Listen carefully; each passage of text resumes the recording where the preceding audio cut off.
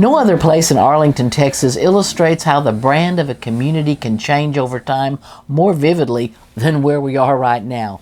For more than 2 decades, in the 1930s and the 1940s, Arlington, located midway between Fort Worth and Dallas, was famous for its highly illegal, some might even say notorious, TheTop O Hill Terrace gambling casino. Plus, there was not so free extracurricular entertainment in a nearby building. It was, how can I put this delicately, Donna? Or maybe not so delicately, a brothel. A witty pundit once described the TheTop O Hill Terrace as a kind of Six Flags of sin. I only counted 4 or 5 sins, but close enough. And that contrast we mentioned, it's now home to Arlington Baptist University. How's that for municipal brand transition? Hello again, I'm Donna Derovich with OK Carter. Happy to be your sidekick today. And this is another Arlington Time Capsule. The building behind me that now houses university administration offices and its library was once the TheTop O Hill Terrace, a famous casino. Back in the 1930s and 40s, it was a gambling den. The building has gone through a lot of modifications, obviously, but back then it looked like this.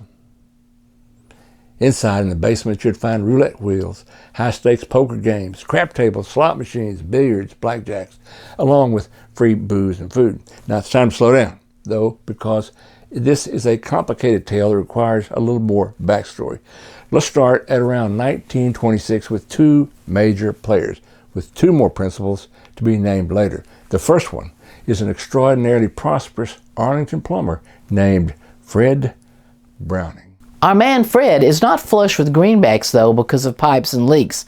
His surplus cash has flooded in because he runs high-stakes poker games in the county, and he operates a bit of a bookie business.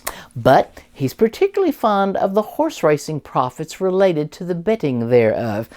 And so is W.T. Wagner, an extremely wealthy oil man and horse racing aficionado who, by the late 1920s, has purchased several thousand acres in Arlington that front US 80, the famed Bankhead Highway.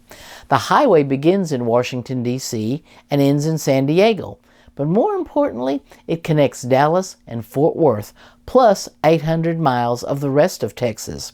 Wagner's place, the Triple D Stock Farm, is across the highway from the Texas and Pacific Railroad line and 2 blocks from the Interurban Trolley line.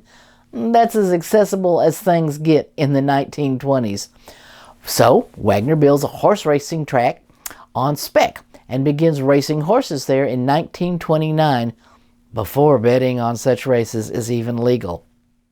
Because of their mutual interest in horse racing, Wagner and Browning know each other.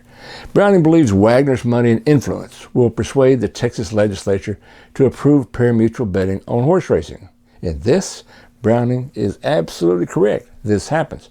Browning's big idea is brilliant. He figures the town would be full of high rollers, gambling on the ponies by day, but looking for gambling, booze, and assorted other entertainment options by night. Again, he is absolutely uncannily correct. Keep in mind that prohibition in this country didn't end until December 1933. In short, Fred wants to build a casino, a speakeasy. He pitches this idea to his wife, Mary. She likes it, gives him a thumbs up.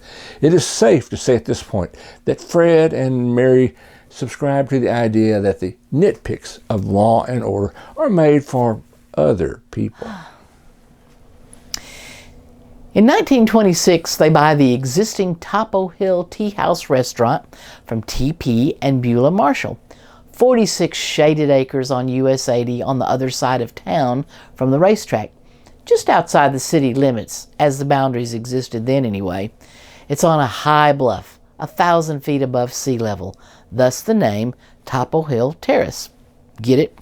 On a clear night, patrons can see the lights of a growing Fort Worth. Pretty nice view, isn't it? It's much better at night, of course. The Brownings move the original restaurant off its foundation and construct an underground casino, complete with hideaway rooms and even an escape tunnel, in anticipation of an occasional raid. Then they put the building back on top. By then, it's 1929 and the Depression is on, but the Brownings forge ahead anyway. Casino in the basement, nightclub above it, the Brownings' living quarters above that. Business is good, better than good. Fred and Mary had a tile swimming pool, an indoor job. Both of them apparently addicted to an ever-growing list of amenities, some way to spend their tax-free dollars. A tea garden, fountains, breezeways, stone-lined ponds, stocked with fish and swans, stone footbridges, stone walls, and more. The casino has its own steam-heated greenhouse for fresh flowers. By the way, that building to the right of the greenhouse is the brothel. The casino also has another real rarity for Texas, which can be a stifling hot place. An honest-to-goodness real air conditioner, a rarity at the time. And don't forget that brothel, which, by the way, eventually ends up as a girls' dormitory. How's that for repurposing? There's also a private stable for Fred's favorite horse, Royal Ford, which he purchases from Wagner. Today, the stable is the alumni office. Browning even built a practice track on site for his horses. And I mentioned that indoor pool, which eventually ends up being used by a boxer under his contract. The money pours in, and Fred buys even more racehorses. The boxer under contract I mentioned was Lou Jenkins, the legendary Sweetwater from Sweetwater. He would eventually win the world title at Madison Square Garden.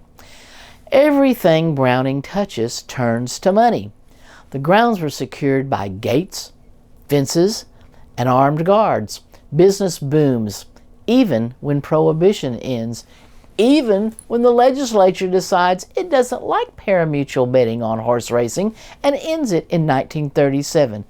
The Top of the Hill is highly profitable, though. It attracts high rollers and celebrities, not just from Texas, but from everywhere.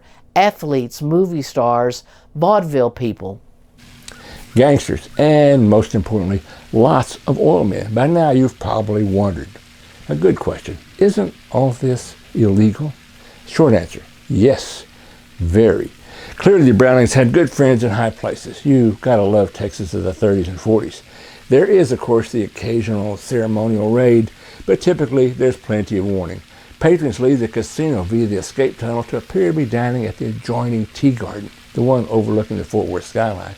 In Texas in those days, if you weren't caught in flagranto delicto screaming "Aider" from Decatur at the actual crap tables, you weren't guilty of gambling. Proximity didn't count.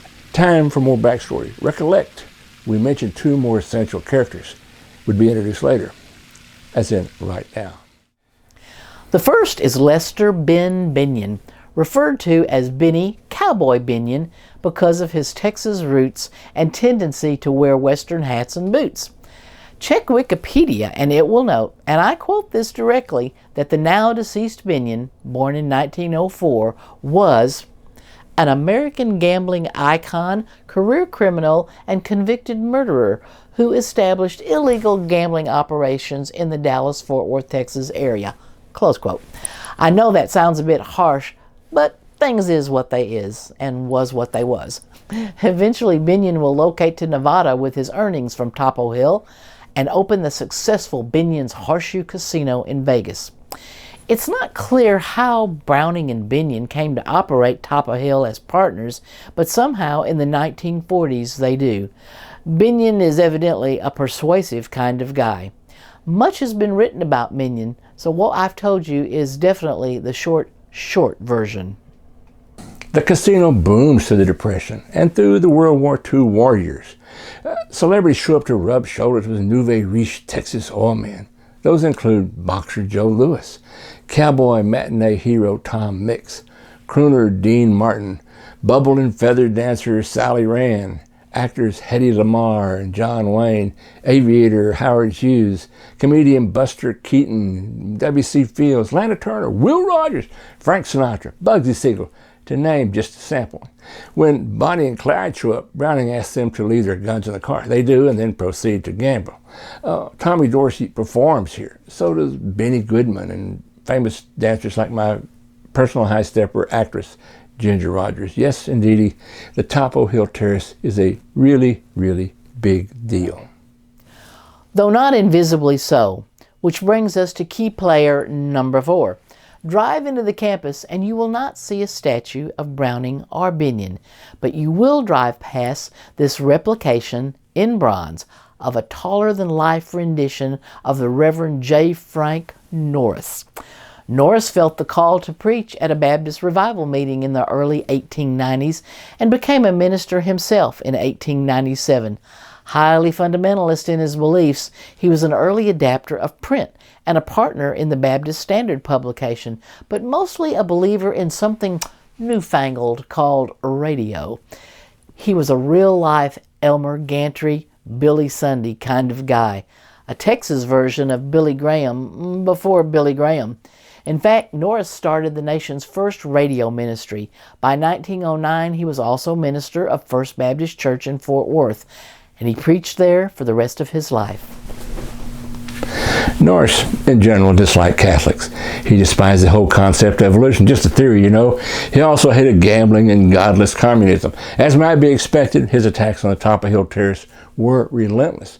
He even once personally participated in a raid. Along the way, and this is the key, he's also the main player in formation of the Fundamentalist Baptist Bible Institute in Fort Worth, members of which were Baptists who were more Baptist than most Baptists. That institute is now known as Arlington Baptist University. Yes, this place right here.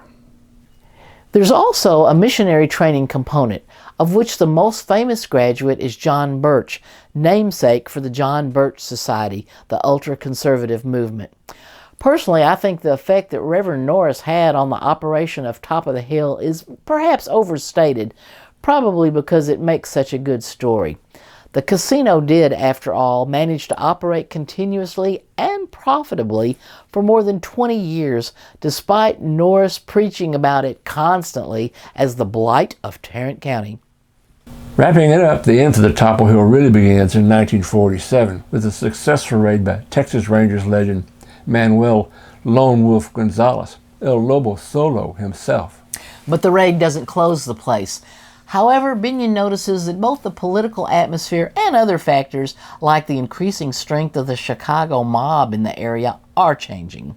Binion sees the writing on the wall, Donna, and it's not good. He cashes out after the raid, moving to Las Vegas to establish the Horseshoe. By 1953, Binion faces yet another issue, a big one: prison time for tax evasion. At long last, it looks like the Top of Hill operation was slowly being squeezed, so Browning shuts it all down. Top of the Hill eventually moves into receivership, and the old Bible warrior Reverend Norris dies in 1952 of a heart attack. Browning himself also dies a year later. That should have been the end of the story, but there's a twist. In 1956, the Fundamentalist Baptist Bible Institute makes good on a threat Reverend Norris made years earlier, that someday they'd own the place. As it turns out, this was not merely bravado. The organization does buy Top of Hill and establishes Arlington Baptist College, which is now Arlington Baptist University. And yes, it's safe to say that Reverend Norris, almost 70 years after his death, remains a big man on campus. How's that for a tale of rebranding and enormous change? And trust us, we've simpled it down. Books have been written. Graduate school theses have been submitted on this topic, but it remains an extraordinary story. You can visit the campus, wander through a nifty little museum, even visit the old casino, which is now the student cafeteria. The old tunnel and hideaway rooms are still there, but do this by appointment, please. Maybe make a little donation to the university in appreciation. Baptists always can use money. There's a link in the closing credits. I'm OK Carter. And I'm Donna Derovich. And thanks for listening to this episode of Arlington Time Capsule.